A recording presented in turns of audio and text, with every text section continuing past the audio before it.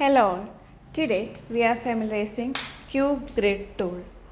CubeGr tool or CubeGr is a tool that creates block-out meshes using a repositionable grid. You can use this option to create a new mesh or edit the selected mesh.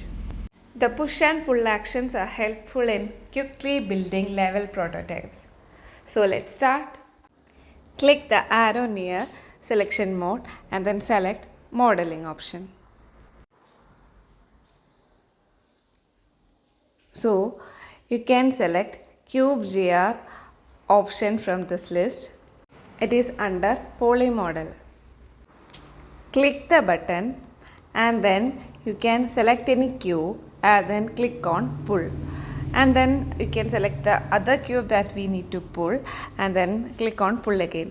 So using this approach, we can edit the mesh to generate the additional shapes that we want. So doing the same steps again and again and then making the mesh. Thanks for watching.